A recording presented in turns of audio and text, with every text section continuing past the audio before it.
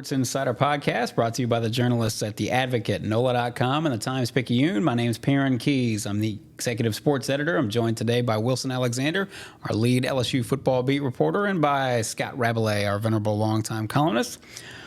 These two gentlemen, along with the rest of us, will brave the weather forecast on Saturday as LSU gets set to play Florida at 6:30 p.m. Saturday in Tiger Stadium. Forecast for Saturday night, according to the National Weather Service, calls for a 60% chance of showers. So not but necessarily. The chance of rain is never. Well, that's what they say. We're going to put that to the test. That's what they say. I'm still damp from the 1980 LSU Tulane game. It's we got 1 minute into this thing before Rab pulls out some game from 47 years ago. Anyway, gentlemen, welcome in. How y'all doing today? Doing fantastic. Okay, so a bit of business here first. Today's episode is brought to you by Champion Wealth Strategies. Champion Wealth Strategies is a national financial services firm specializing in the capital markets, securities, insurance, 401ks, and college and retirement planning. Our broker-dealer is LPL Financial member FINRA, SIPC. As you know, investments are not FDIC insured, may lose value, and have no bank guarantee. But to learn more, go to championwealthstrategies.com.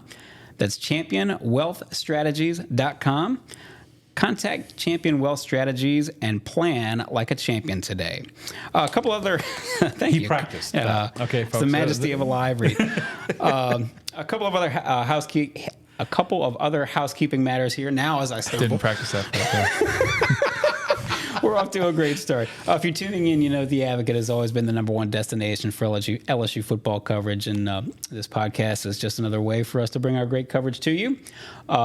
Please subscribe to The Advocate if you would. If you haven't already, do so with our print edition, with our digital edition. To do that, you go to theadvocate.com/subscribe. That's theadvocate.com/subscribe. There is plenty. Obviously, we're off and running with LSU women's basketball and men's basketball, so there are plenty of headlines in addition to football. And so to stay up to speed with everything, you can get our LSU newsletter, and that's delivered straight to your inbox. Rab handles that 3 times a day, but it's a daily newsletter. To sign up for that, you go to theadvocate.com/LSU newsletter. That's theadvocate.com/LSU newsletter. We're here every Monday and Thursday. You can catch us live on all our social channels and our YouTube channels, specifically LSU Tigers on NOLA.com on YouTube. And if you don't catch us live, you can always catch us later on those same YouTube channels. And you can also find us on Apple Podcasts, Spotify, or wherever other finer podcasts are found. Okay, so LSU in Florida, 6:30 p.m. Saturday in Tiger Stadium. LSU obviously coming off a disappointing loss to Alabama. And, I think that's honestly, this is sort of leaving us with left me with a couple of major questions as we move forward and go down the road for these last 3 games, the final 3 games of the regular season. Number one, and I'll put this to you, Rab, since you're the club historian, drawing upon your wealth of knowledge and memory for sort of the atmosphere in Tiger Stadium. What do you anticipate this will be? Obviously, it's much of the LSU fan base is going to sort of view this as a disappointing season for right, wrong, better, worse, up, down, whatever, and maybe thinking as Brian Kelly and his staff will have to worry about, thinking about how do we keep our interests and how do we keep the players' interests and everything like that. So 2 things, really. Number one, what do you think the atmosphere is going to be like in Tiger Stadium on Saturday? It's supposed to be a sellout. But also, how does Brian Kelly sort of keep these guys engaged now for the final 3 games with so many of the goals sort of off the board? Yeah, I mean, this could be a tinge of disappointment. I guess a lot of it depends on the weather. If it's rainy, I was anticipating they were going to still have a very good crowd for this game. So hopefully the weather will hold off. As Wilson said, it never rains in Tiger Stadium, or it's not supposed to anyway. But I think the people that show up will be loud and vociferous. Hey, it's Florida, and Florida's not having a vintage Florida season either. Obviously, they're still trying to get their program going under Billy Napier, and so it's not like they're coming in here with Tim Tebow or Steve Spurrier or something like that.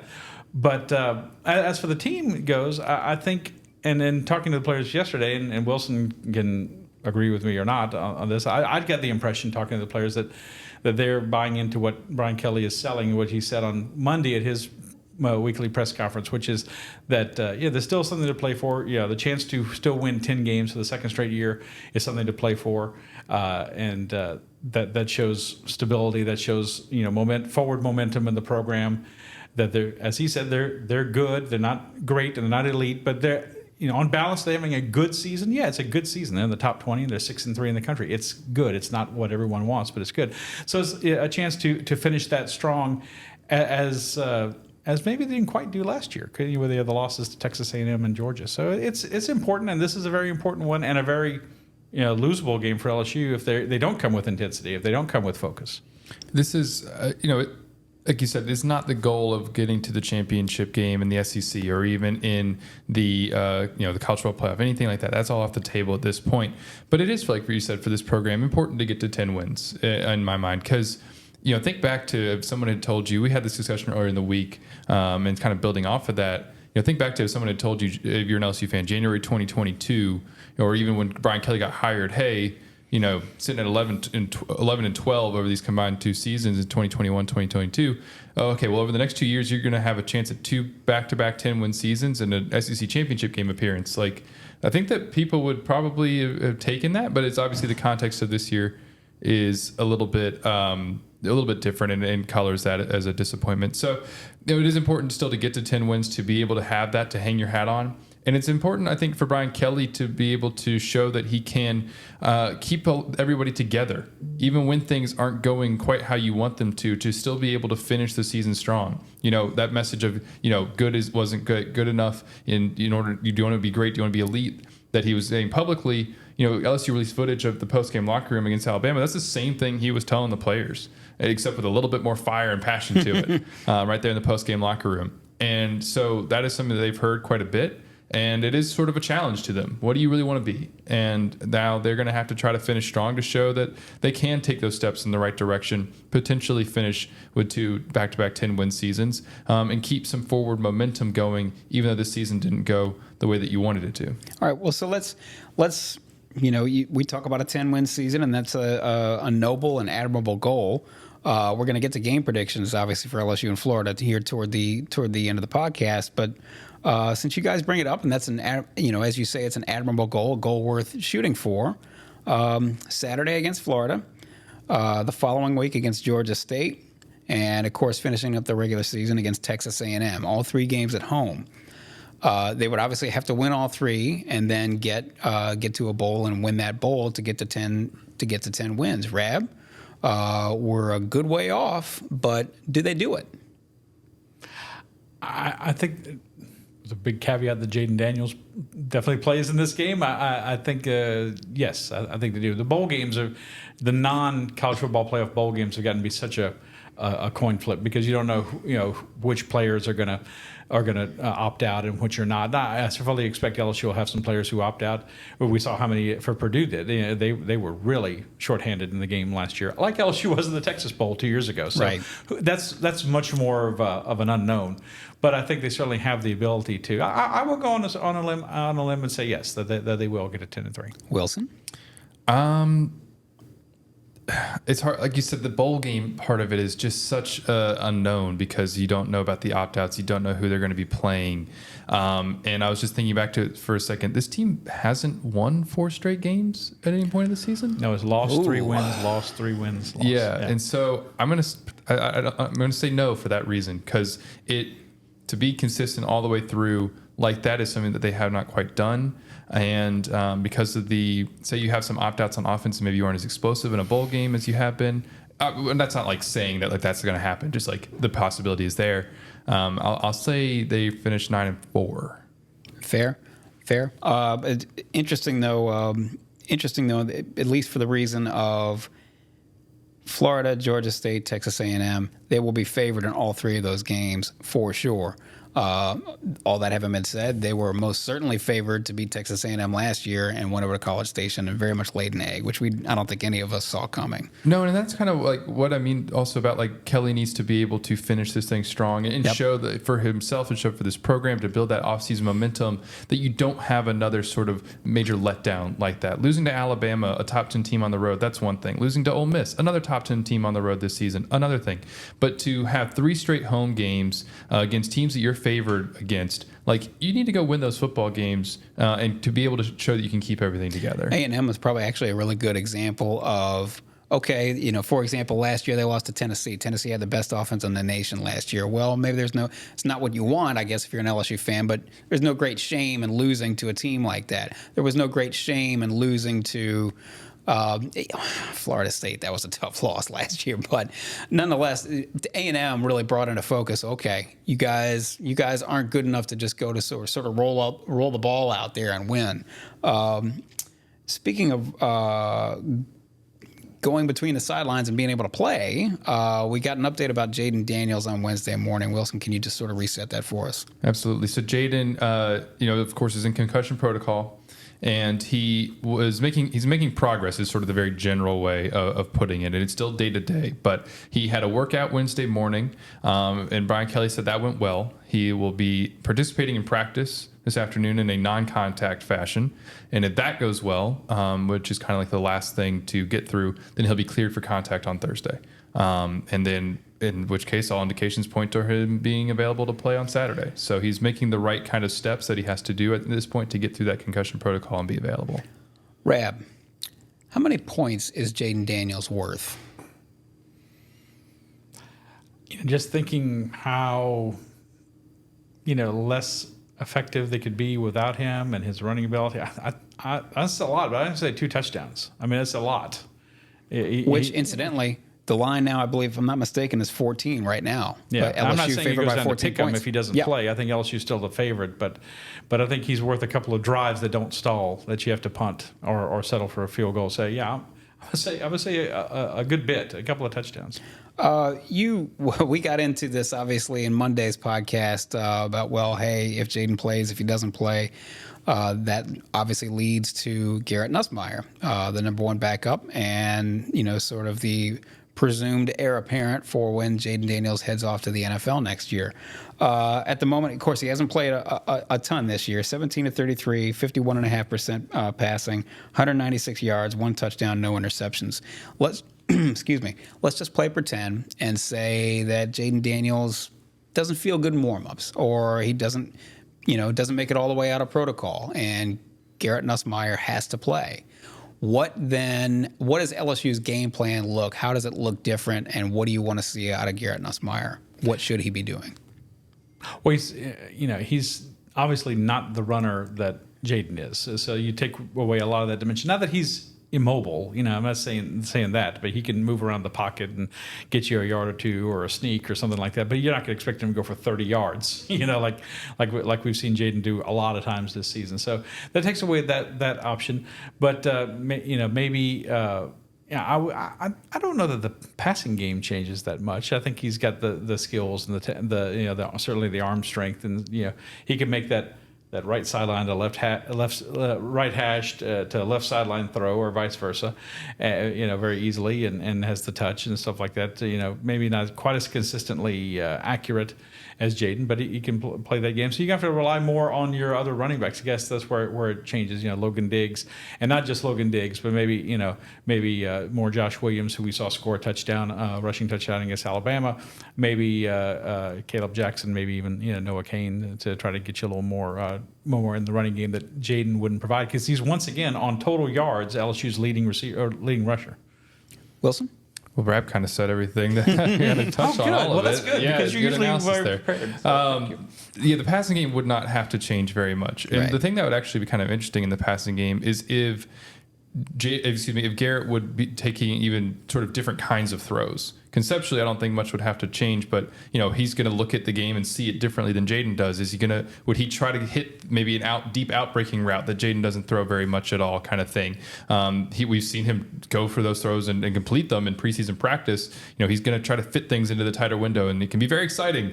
The key will, of course, also be the decision making, which has always been the thing with Garrett, which I think really, really improved at the end of last season. We haven't gotten to see it this year really at all. But and even on the Alabama game at the end there, he had a great throw to Malik Neighbors on that fourth down that just got dropped. Like maybe he can finish off a drive there and give LSU, even if it was an outside chance, maybe a chance. So. The passing game, I don't think has to change much. But like you said, it's the run game that would probably alter. LSU's done some design quarterback runs with Jayden. This QB draws and things like that. We saw it particularly in the Missouri game. We saw it here against Alabama. It's been a consistent thing, and it was really key in those games. That you're not probably doing that with Garrett Nussmeier, right? And we asked Garrett Dellinger about this yesterday, and Kyron Lacey as well. And Garrett had, I think, the most interesting answer, which was LSU does so much zone read, inside handoff. Giving the quarterback that option to run. And Dellinger said that would still, like the game plan hasn't overly changed, just because there's some uncertainty with Jayden at the moment, that they would still be doing those things and Garrett would have the option. And if it's there, he would pull it.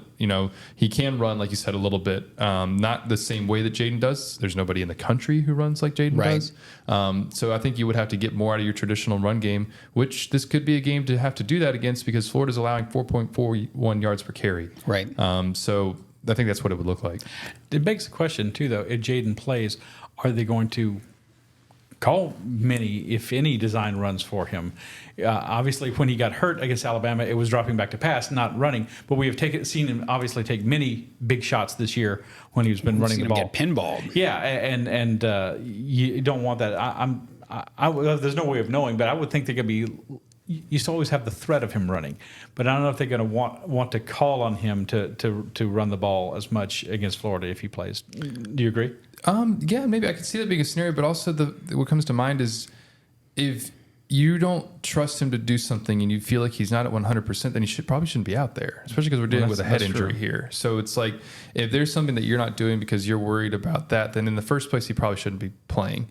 If he's out there, then I would expect him to be able to do everything that he's done this season and not be too cautious about it because he would have cleared all the protocols and be available to play fully. And one way or the other, that what it does mean, at least in my opinion, is that it's incumbent on the offensive line to be just that much better, on their A game, so to speak, to make sure that, Jayden Daniels doesn't take, you never want him to take any hits, any unnecessary hits, but, keep him really, really protected as we go down the road the final 3 games this season.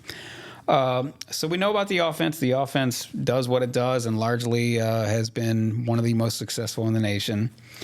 The defense has not been one of the most successful in the nation, one of the least successful in the nation. We've been over this, many, many times now, but 125th nationally in third down defense. None of these numbers are good. 12th in the SEC, 407.4 yards allowed per game. What are these guys? We understand that the Florida offense that's coming in here this Saturday is not, vintage Spurrier-esque, Tebow-esque, anything like that. But these guys can't take anything for granted, I don't think, in terms of, feeling good about stopping much of anything, the run, the pass, anything.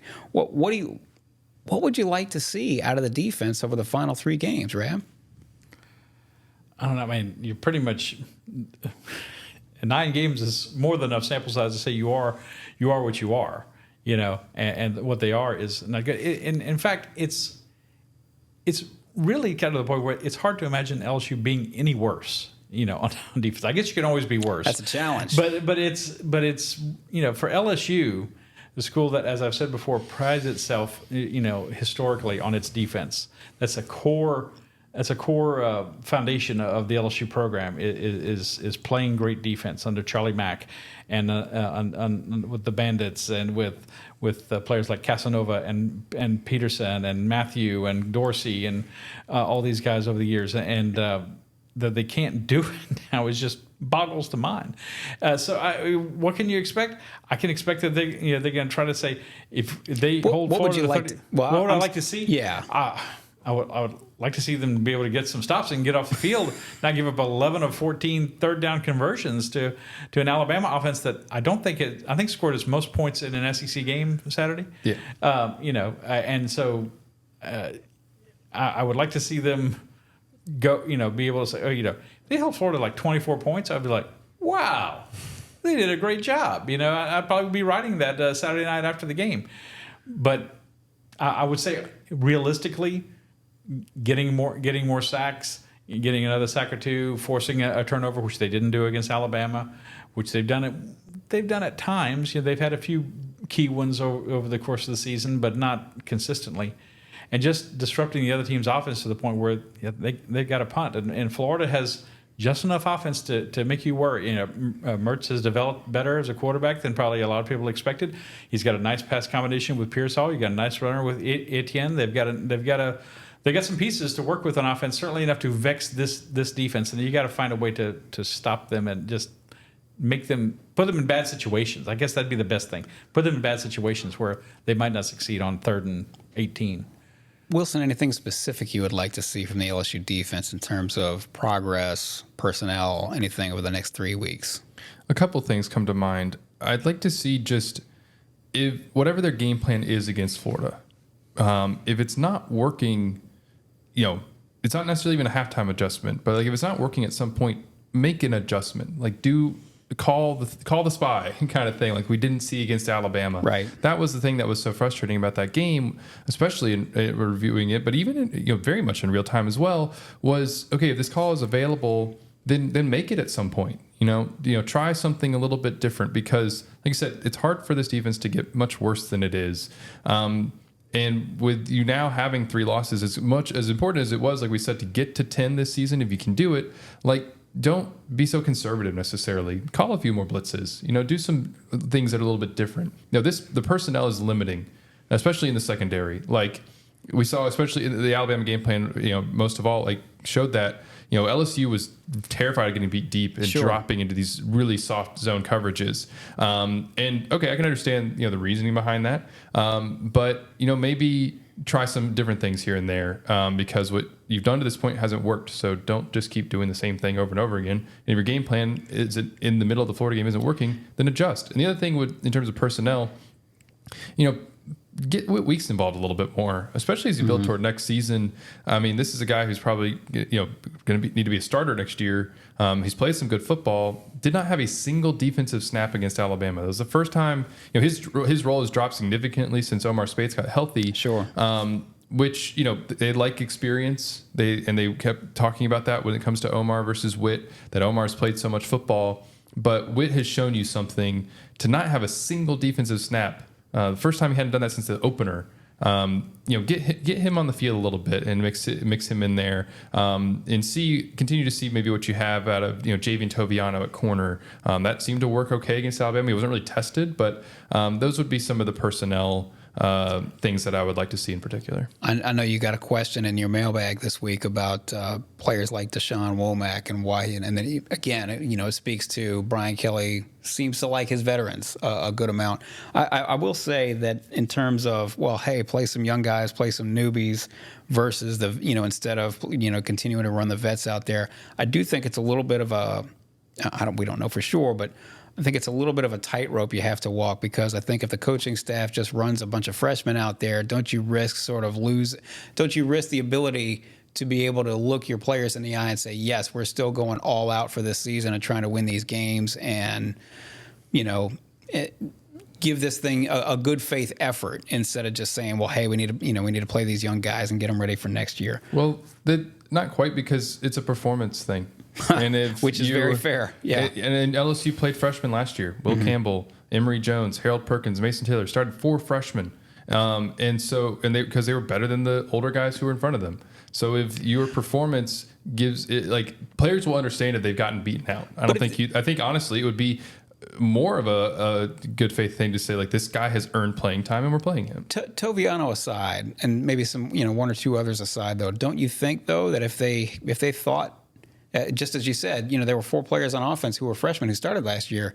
That says to me that, okay, if this guy's the better guy and we think he's the better guy, we'll play him. What this says to me is that so many of these young players on the defensive side, particularly, they don't think these guys are ready yet. Now, we can debate whether we think that's fair or not or true or not, but I will say what I would have liked to have seen Jayden Daniels based on the one game that he showed us against Alabama.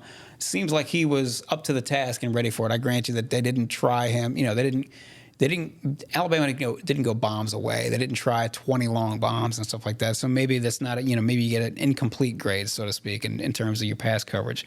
But past that, I haven't. Not to put too long a tail on this kite, but Womack, don't we agree that he's not a what's the word I'm looking for? He's not the complete player, I guess, for lack of a better way to put it. Is that fair? No, for sure. I mean, he is. We talked to Ovi Gofu about him a little bit yesterday or Tuesday. About Womack, and he was just saying, like, look, he's a freshman who's been here for like 2 semesters, and he needs to continue to develop, and that's kind of a very natural thing. There's nothing wrong with that, right? Even it's a 5-star, so you think like, oh, maybe he can play right away, but you could tell very early on in preseason camp that physically he was not there yet. Mm-hmm. He was getting pancaked at times, and that's way back in August. He's come along since then, and certainly in some ways, but there's a maturation and a physical development that needs to happen there. I think both on and off the field, doing all the right things in order to, continue to become that kind of a player. And he is flashed in the Arkansas game. And although it's weird because like his snaps have been so limited since then, so it's really hard to say like, oh, he would be doing so much with them. But the snaps that he has gotten, his pass rush lanes need to be more disciplined. And he needs to, be able to add weight in order to fit the run. He's played some jack linebacker and some defensive end, so part of it's also just like settling on a spot. I think he's now at the jack. But if it's still kind of going back and forth, then that's hard to do all of that at the same time. And with Toviano, they were trying him at nickel. And at safety for a long time this season. This was the first, he'd only just switched back to corner. So with him, it's also like figure out again, like settle his position. Like where is he going to be long term? So he can kind of take that development there and really get used to the spot. This is the LSU Sports Insider podcast brought to you by the journalists at The Advocate, NOLA.com, and the Times-Picayune. Again, we're here every Monday and Thursday. We are here live on all our social channels, specifically our YouTube channel, LSU Tigers at NOLA.com. Please subscribe to that channel if you've not already. If you don't catch us live, you can catch us after the fact on those same YouTube channels and social channels. We're also on Apple Podcasts and Spotify and wherever other finer podcasts are found. Subscribe to The Advocate if you haven't already. Please do so. You can do so at theadvocate.com/subscribe. That's theadvocate.com/subscribe. Get a hold of our LSU newsletter, too. As I say, Rab handles that 3 times a week, and we appreciate that. Support your local journalist. To do that, you can sign up at you can sign up at theadvocate.com/LSU newsletter. That's theadvocate.com/LSU newsletter. And we are, of course, brought to you by Champion Wealth Strategies. To learn more, go to championwealthstrategies.com. Okay, so Florida. Specifically the Florida offense, I want to talk about them a little bit. As you guys, they're 10th in the SEC in rushing, 4.1 yards per carry, 134.4 yards per game.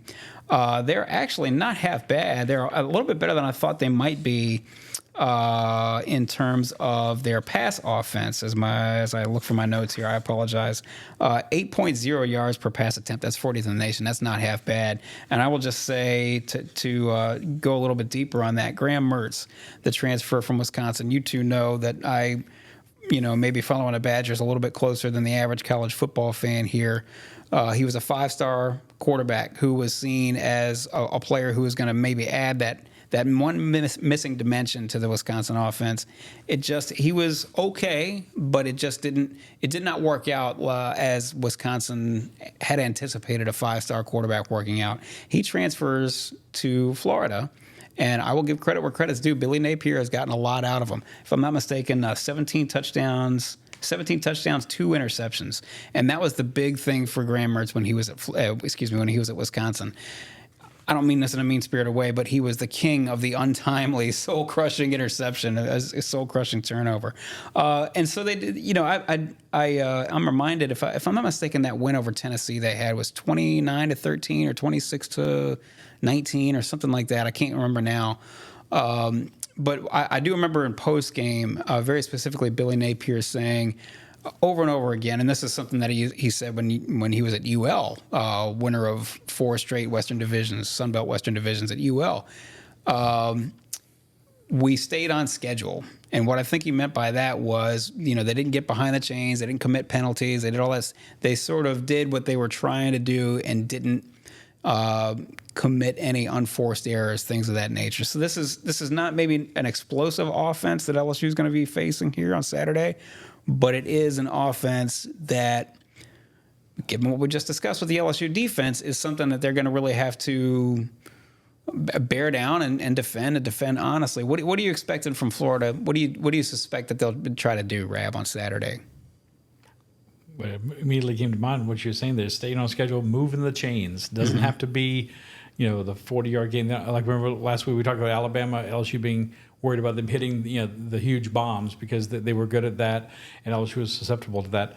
And even more so, LSU is susceptible to allowing teams to move the chains on third downs. And so it's, if I'm Florida, I'm very happy to have a 11-play, 75-yard drive that takes 7 minutes off the clock. That's 7 minutes that Jayden Daniels, we assume, the LSU offense doesn't have the ball. So I think that's going to be very, very big for them. Running the ball consistently, some play action passes, or other, controlled passing game. They don't have to overwhelm LSU. They can. LSU doesn't have to get beat that way on defense. They've shown that they have a defense that is, can be paper cut to death, and that could be very effective for Florida Saturday. The Florida, it's interesting because, like you said, there's some pieces there that make you think like, okay, LSU's really going to have to account for and be kind of worried about. Like Pearsall has been really good this year.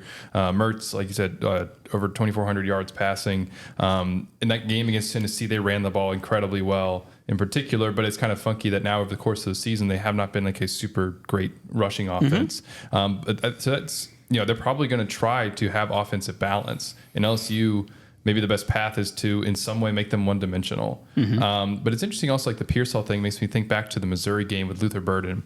And Luther Burden is a level above Pearsall.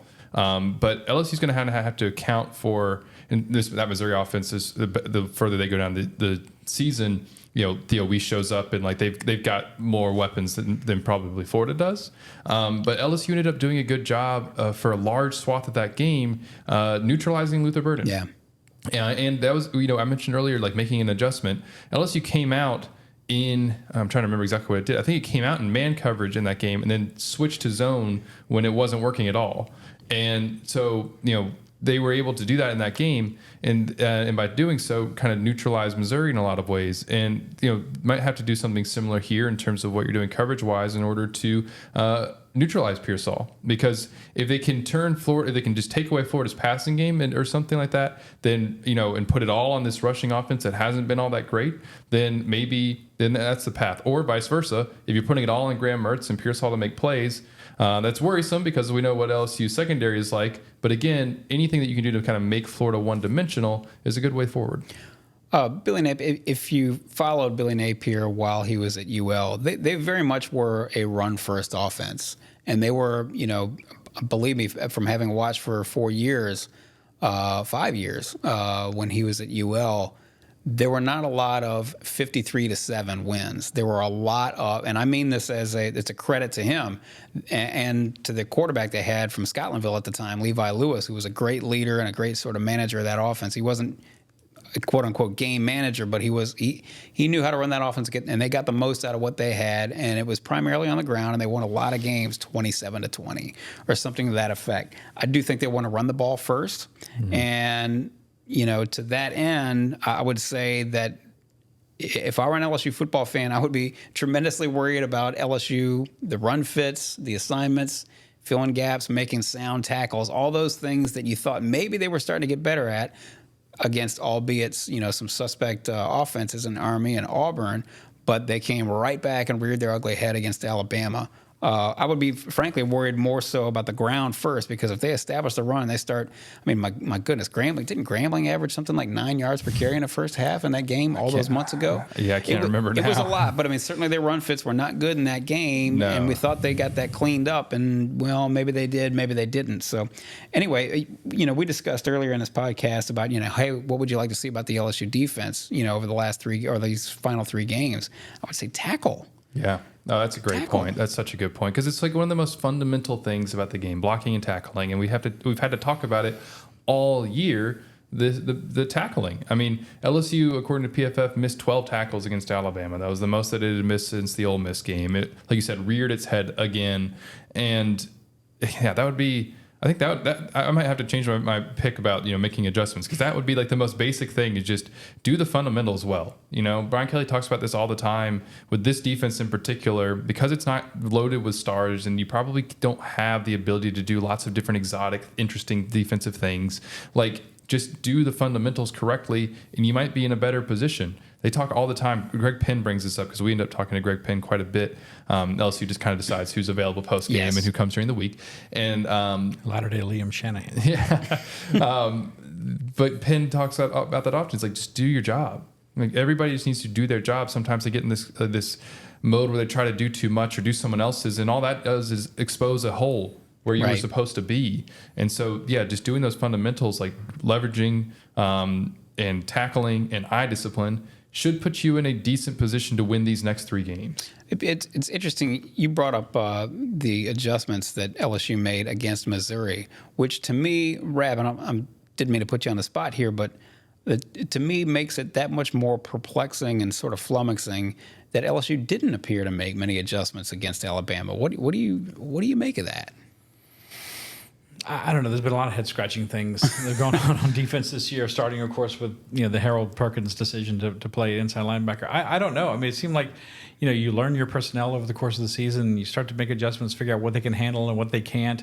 And then, to hear Brian Kelly on Monday say, yeah, we probably should have spied more on Jalen Milroe. It's like, I don't get it. They seem kind of – I'm only making an assumption.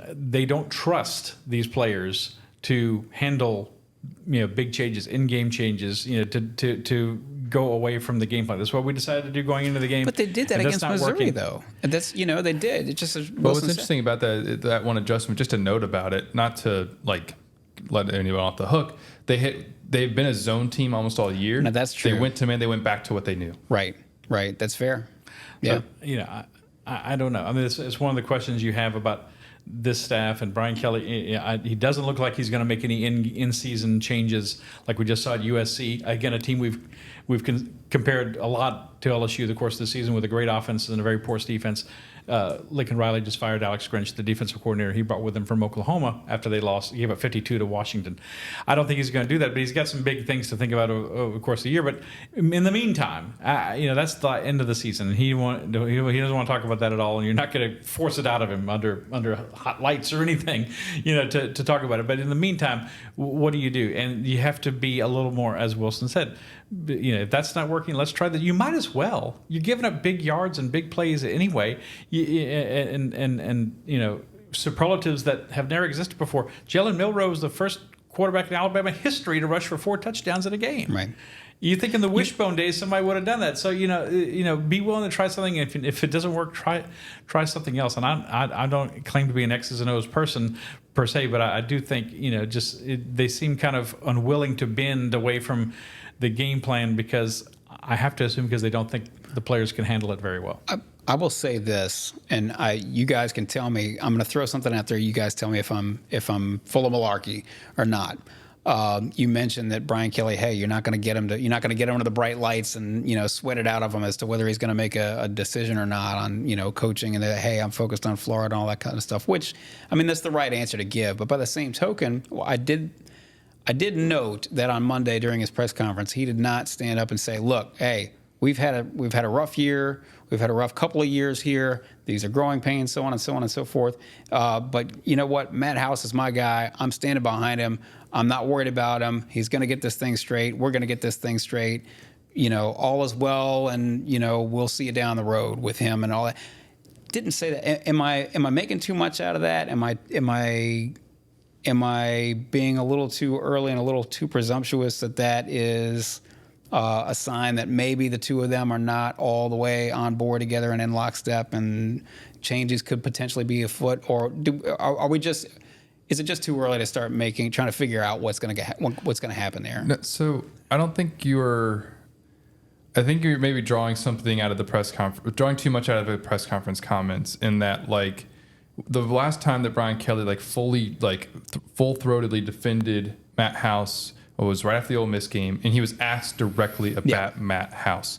The only question that was asked to Brian Kelly in his press conference on Monday, specifically as related to like the defensive staff, I asked it, was, how would you evaluate your defensive coaching staff at this point in the season? And he took that very broadly, ended up sort of evaluating the defense, not really the coaching very much at all. And so he was never really directly asked about Matt House. At the same time, there's I don't think that you would be wrong to think that there are staff changes coming. I mean, you can't. Performance speaks for itself, and it would be a surprise if something did not get shaken up.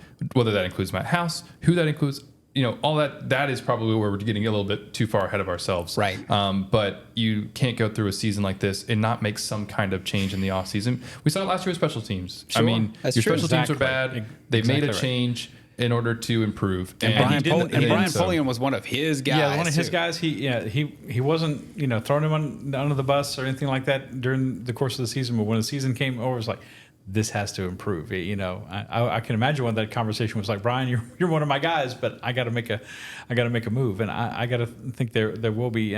But that's not one of the tells Brian Kelly has. He talks a lot about the players and all this. And again, it's a collective problem on defense. It's not Matt House. There's plenty of blame to go around. Sure, plenty of blame to go around, and tackling and being being fundamentally sound and not trying to over pursue or do things that aren't your assignment. Those can be things that are attributed to the players, but it's going to be something that has to change. Like, he knows, and he's been a head coach for over 30 years.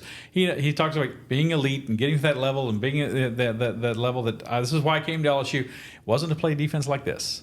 And so I'm sure there's some kind of changes coming in the offseason, but that includes recruiting better on defense, and that is something that has been lacking compared to what they've done on offense. Maybe it's good fortune that the transfers like Jayden and like Logan Diggs have really panned out in a tremendously good way, a positive way for you. And on defense, they haven't. It's been much more hit and miss. Maybe that's just the breaks of the game. But I got to think some of those things have to change, because they're never going to get there at this rate. You're not going to be that championship program that you want to be playing defense like this. Well, also, it's interesting that you mentioned the recruiting piece of it, because that is so important for this program long term. On offense, over the last 2 years, you didn't have to bring in the same number of guys, because you had recruited like guys like Malik Neighbors were already on this team, Will Campbell, Emory Jones. You signed them out of high school and were able to develop them and bring, and a lot of those guys who are on the offense, when you look at it, were just signed. I mean, there's some caveats to that. Miles Frazier was a transfer. Logan Diggs, Jayden, Kyron Lacey, transfers, but it's been much more overwhelming, especially this season on the defensive side. And it speaks to a lot of what Brian Kelly's talked about before, which is that he doesn't want to be a program that is constantly going through the portal like it has to over the last 2 years. They're going to have to continue to recruit at a high level, which they've done a decent job of. I don't get too wrapped up in, sometimes you don't really know about a recruiting class until 2 to 3 years after you signed it, kind of thing. And they're only in their now second full class, really, will be signed this year. They need to continue to recruit so that they can get themselves out of what they've had to do, like at cornerback, going constantly through it, and then you end up with like 4 transfers who aren't even available against Alabama. So then that's going to take time and some patience. And in the meantime, though, you got to try to keep developing who you have on your team. We know that there will be changes afoot. We also know that there will be changes afoot to the LSU football schedule. Rab, I wanted to bring this up just maybe a minute or two on the LSU-Florida series. They're scheduled to play next year, are they not? Yes, LSU goes to games obviously we don't know what the dates are for any of these opponents, but we know that LSU and It's Florida coming in will play. December. Greg Sankey said at halftime of the game Saturday. That's Which is in important because, hey, clock's ticking now. You've had plenty of time to try to figure this out. Seems like something right around the SEC championship game would be a logical announcement date. Yeah. I just really speculate, but it feels like, everything nice paired together. I think right after the championship game, we're Okay. going to see something that next week, if I had to guess. Yeah. Okay. So we don't know. We know that they'll play next year. We don't know beyond that. Right. It's the same as all the other opponents. We But don't it know seems likely that they will not be permanent opponents, that they will not play on an annual basis, which they've done since 1971. Which I find long time. I was just going to, first of all, doesn't it say everything that this game, which used to be the primetime game on CBS, is now primetime on the SEC network? It speaks to where these two Definitely programs does. are, I think. But also just sort of, I don't know if you just want to sort of, this was a series that ran hot for quite a while, and there were certainly factions of the LSU fan base that weren't fired up about having to face Florida for years after year. Are we going to lose something? And if so, how significant is it out of this series? Yeah, I think so. But I think it's just part of the cost of doing business. If you're expanding the conference and you have to make a big change to your schedule, there's just no way to make these two schools that are so far apart that and divisions are going away too next year. So I don't want to even make it about East versus West, but that you can justify them playing every year. If you have one permanent opponent for Florida, it's almost certain to be Georgia. And if you have one permanent opponent for LSU, it looks like it's going to be Texas A&M. If it's three, you still don't see it being Florida, though you could. But I would imagine Florida is going to be Georgia, Tennessee, South Carolina, somebody like that. Right. Some kind of combination. So it's unfortunate. It's one of the several unfortunate things. This is a series like the Auburn series. It's been very entertaining. A lot of close games. A lot of very memorable games. A lot of great players on both sides. Maybe even a little more so than Auburn. And like I said, there have been a lot of complaints over the years because it's like LSU's having to play Florida, who's one of the best programs in the country, and Alabama's playing some high school from Dothan. I mean, what's going on? And that wasn't the case, but it is kind of felt that way for LSU fans. They play Vandy again. Wow, how did that happen? But it's a shame that it's going to go away, but it has been an established series for a very long time, more than 50 years. And going to this one, you know what the record is? 33-3. Wow.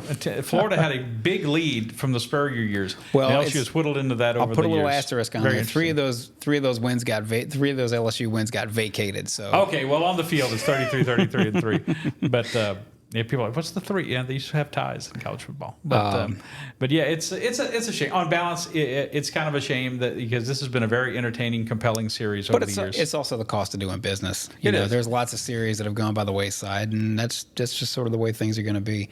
But before we get out of here, we'll bring up one more topic, and that of course is a prediction. I won't ask you guys for one prediction. Actually, I'll ask for two. LSU is a 14-point favorite. Over under is 63.5, depending on where you shop. But I'll ask you guys for two predictions instead of trying to sort of pin you down when we don't really know yet at this point whether Jayden Daniels is going to play.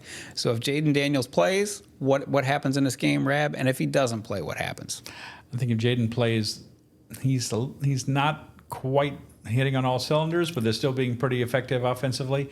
And I think Florida gets their points too. I think it's a pretty high-scoring game, somewhat reminiscent of the Arkansas game, and LSU wins like 38-30. If he doesn't play, I want to say Florida's going to win, but I don't think they're going to quite pull it off. I think they haven't played well on balance since they beat Tennessee. When you thought, oh, they turned a corner, and they kind of turned a corner into a kind of a brick wall, really. So I think LSU still pulls out a game, but it's like 31-29. It's really 31-28, something like that. It's really close if Jayden doesn't play.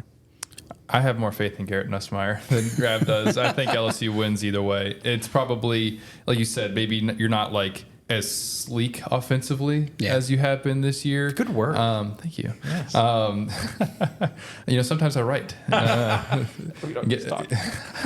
I think LSU wins either way, though, and with Garrett, being able to still have an explosive passing game, there's so many pieces around him that he can be successful. We saw him in the Georgia game last year and in the Citrus Bowl against Purdue have success. And, we were walking into the facility yesterday on Tuesday for interviews, and you could hear Garrett's voice from the practice facility. Like, it would be a difference throwing him in the fourth quarter of an Alabama game when he gets like barely any time versus going into this whole week, having quite a few reps, and knowing that, even though it's going to be kind of up in the air over late in the week to a degree, like I feel like Jayden is currently on track to, as we record, on track to play. And so, but it's still like Garrett would be getting prepared it's just a little bit of a different way probably. And I think that he'd be successful, and I think that LSU wins either way. Don't ask me for my score specifically because I don't know just yet, but I feel like regardless of who the quarterback is, that LSU just has such a much better offense and a strength that Florida can't quite claim on either side of the ball. We will predictions, yes or no? Will it rain? Rab? Yeah, we need, and I can't say we don't need rain. I look at my yard and we need rain. So yes, hopefully so. Wilson's going to rain? No, it never rains at Tiger Stadium. Okay, the chance of rain is never. No, that's the right it's answer. Not going to rain. You got to learn. You got to learn from this young buck. See, he knows what he's doing. I've even had to move to the second row of the press box because it was raining in Tiger Stadium. The wind's blowing it in. We're like, oh, look, those guys in the press box, they're all dry. Not necessarily. Oh, well, that's fair. Meanwhile, I don't think any of the fans are going to have any sympathy for us. No, I'm not asking. Out there in their ponchos with their hidden flasks or whatever. We'll wrap it up there. As we say, we are here every Monday and Thursday on all our social channels and our YouTube channels, specifically LSU Tigers on NOLA.com. Please subscribe to that channel. Even if you don't catch us live, you can catch us later on that same YouTube channel at any point. As I say, we are also on Apple Podcasts and Spotify, wherever other finer podcasts are found. We are brought to you by Champion Wealth Strategies. Champion Wealth Strategies is a national financial services firm specializing in the capital markets, securities, insurance, 401ks, and college and retirement planning. Our broker-dealer is LPL, financial member FINRA, SIPC. As you know, investments are not FDIC insured, may lose value, and have no bank guarantee. But to learn more, please go to championwealthstrategies.com. I almost made it through, and I didn't. I apologize. I apologize to all you guys, but I promise we are happy to have you aboard. We will wrap it up there. We will come back on Monday, obviously, to wrap up whatever may or may not have happened, rain or not, rain or shine in Tiger Stadium, and to take a look at LSU women's basketball and men's basketball as well, and preview the final 2 weeks of the regular season in football. So for Wilson Alexander, for Scott Rabalais, I am Perryn Keys. This has been the LSU Sports Insider.